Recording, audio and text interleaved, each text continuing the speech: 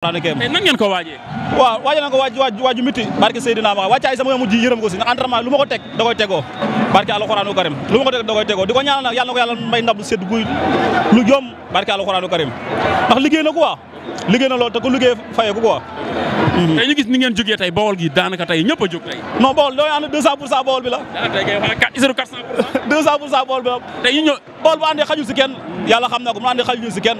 billahi wallahi wa taala di ko ñaanal ndam sedd guy ay fii sa BM yanda di ko encouragé di ko ñaan ma di ko yàlla na ko yàlla may dem dafa leer suñu grand suñu lépp comment dafa leer dafa taxaw mun ma saa comment bi yow laa ko ne jaay la barke Seydina Mohamed comment bi yëkk ma ko lépp billahi wallahi wa taala xale bu ndaw ma ne xale bu ndaw moo ma yar ñëw di dégg ma ko def moo lépp moo tax bisab tay bii dama daa dis si man barke Seydina Mohamed di ñaanal ñoom ñëpp yàlla may leen ndam sedd guy si barke Seydina Mohamed tey ñu jóge si loolu ñu ñëw si carrière Sa Thiès en tant que Sa Thiès fan yi dañu am rumeur que ne Sa Thiès combat am daa taxaw moog Ada Boy Baol ñu jékki-jékki mel ni ku déggaat combat bi taxawul tuuti lan moo si nekk luy problème bi non promoteur bi moom woo sama ménageur man ko pare naa pour bëre ginnaaw mu ma topp di ma laaj pare bàyyil ma gestu bu ñëw bëre ak moom promoteur bi ne ma ne ko maa lay déglu nag samedi bu signature wul man damay dem salle bi aju si guddi ma woon ne maa ngi koy woon nangu maa jël quoi bu la neex nga dem compétir quoi tam ngeen amoon nañ information que ñoom ñaar juboo woon nañ waaw loolu ma wax ndax moom topp na di ma laaj xañ na nag ñoom dañoo yaakaar ne Sa Thiès boo ko laajee du bëre ak yow man képp bi adversaire bu ma si laaj su ma joxee sama accord ne damay bëre yow nga delloo avance barke alxuraan doo ko la nga yaakaar mooy problème bi non ñoom liñ bëgg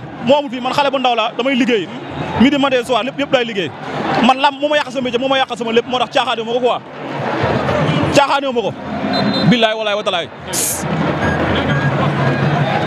bilaay caaxaane ma sama carrière caaxaan ma dem ndax sama papa sama yaay ma yaakaar quoi kër ga bu changé man maa ko war a changé. yaa ko war a changé mais tey après promoteur bi lu mu la waxaat.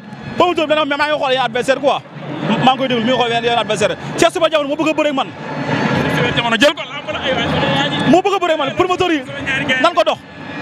Cheikh Super Diamono Sa Thiès bu gàngoon ni mbokk yi loolu combat. bilaay walaay wa taala man nee naa promoteur bi sax boo ñëwee sama teggi sama kase tegal ko barke alxuraanu karim non man na mu ma dara bu ñëwee sax promoteur bi sama avance lépp ma jël ko ay billet sama avance lépp ma jël ko ay billet bu ma jox avance lépp jox ma koy billet billahi wallahi wa taala ok jaajëf Sa Thiès ok ñoo fa mu ngi noonu Sa Thiès waaw inshallah rabbi day daan seen mbër la du sama mbër kii seen mbër la waaw yéen a ngi voilà Talla Poste numéro 2 mu ngi nii. yow yaa nekk nii man. moo am benn question bu ma lay laaj. est-ce que xam nga ni yow sa turandoo Vital Diar la daan andi. waaw xam naa loolu bu baax. parce que kii. maa ko yóbbu ànd ak moom depuis Louga. kii damaa gis ci moom lu ma doy moo tax mu tuddee ko sama bopp. dëgg la waaw parce que booy maanaa laa tuddoon mais dama jóge Bawol ñëw fii. moom mu yor ma. di ma tàggat.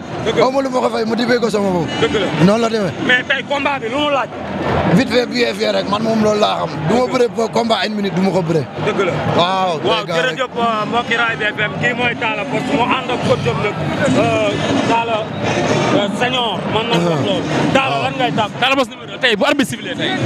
waaw lan la ñuy xaar ci Talla Poste numéro 2. comme li daa indi rek vite fait bien fait rek. mais tey ñu gis nga jéeg ñu gis ma ko tey par exemple caaro yi kenn desul mbëri mag yi ñëpp ñëw tey loolu ak nu mu lay def. gisoo ko li mooy nii gisoo mbooloo. gis nañ li nga indi aja mu ngi nii Talla Poste numéro 2 la kon Talla andi lii waaw gis nga. gars yi sa ginnaaw champion yi sa ginnaaw tey moo war laa def lan tey. waaw comme ñoom ñu naanu ne indi rek ñoo ñu doon indi ci ñoom la ñuy roy aussi waaw li ñuy war a jëf fii tey nii liggéey nañ ko bu yàgg école quoi. lay xaar léegi dem ñëw amul problème waaw dem ñëw. ñu ngi noonu Talla Poste numéro 2 la sunu mbër la ñun journaliste